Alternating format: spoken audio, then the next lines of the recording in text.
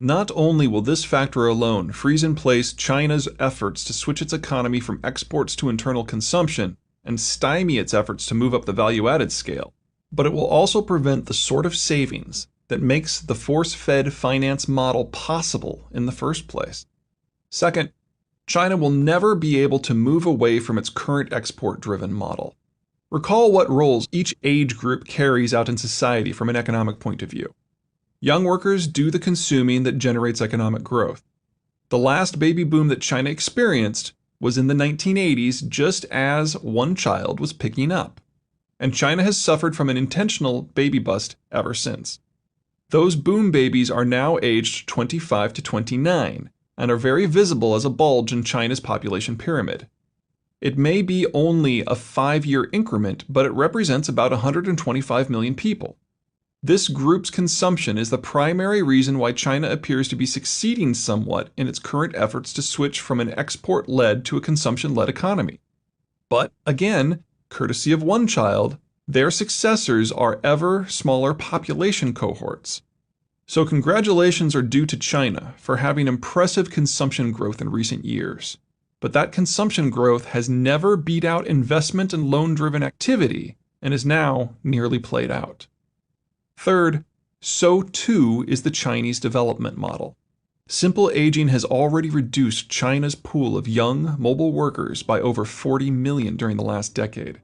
And because of the baby bust, that decline is about to accelerate greatly. Put simply, China has run out of surplus labor.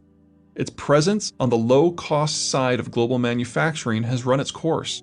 This is already reflected in Chinese labor costs, which have sextupled since 2002. Looking forward just 25 years, China faces a far darker financial future than Europe and a far darker demographic future than Japan. I normally caution people I speak with about drawing forward linear trends. For example, the idea that China, or before it the Soviet Union or Japan, will soon rule the world. But demography is different. Young workers simply do not magically appear. They have to be born and raised. It takes 20 years to grow a 20-year-old. Well, 20 years and 9 months if you want to be exact. Changing a demography requires a broad-scale shifting of cultural and economic trends, and then holding the change for decades. Simply abolishing one child is only one step of the process. China would then need to encourage the young workers who are crammed into apartment housing to produce multiple children while still working and taking care of their parents and grandparents. It would have to build out an entirely new series of social services in health and childcare whose absence provided the spare capital that helped make China's manufacturing boom possible. Even if we assume that China can pull this off, and an immediate abolition of the one-child policy leads to an immediate doubling of birth rates, which would be unprecedented in human history, it would still be 2 decades before China would begin to benefit from an expansion of the labor pool in any significant manner. That's 2 decades during which the rest of the Chinese population would still be aging toward retirement. 2 decades during which China won't have much internal consumption going on. 2 decades during which the low-cost, export-led model would still not work. And of course, even if China could somehow survive that, it would still remain locked into a system whose very survival is simply beyond Beijing's control. The Bretton Woods network is what made everything about China. Its unification, its existence as a modern state, its manufacturing base, its export-led economy, its military strength, possible. There are any number of reasons how the Americans backing away from Bretton Woods would be disastrous for the Chinese. Here are 4. 1. As with many other countries in the Bretton Woods world, the Chinese have purposefully adjusted their system to maximize the role that exports play. So the largest and most dynamic portion of the Chinese economic system has been and remains export-driven. Roughly 10% of China's GDP depends upon direct exports to the United States. Using any Chinese statistics is an exercise in risk. The national government regularly reforms the country's local and regional statistical reporting system so that it too can get a more accurate picture of the Chinese systems.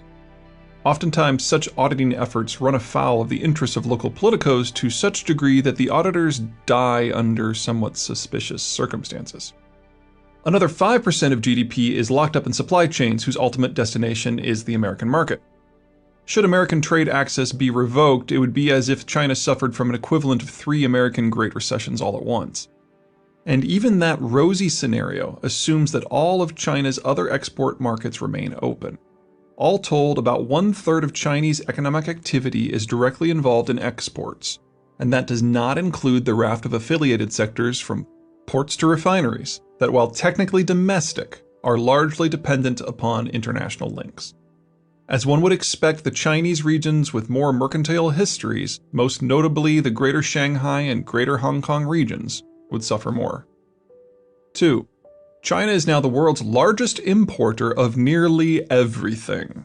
Iron, iron ore, aluminum, alumina, sulfur, copper, copper concentrate, nickel, plastics, wood, wood pulp, tin, glass, cotton, wool, soybeans, rubber, both natural and synthetic.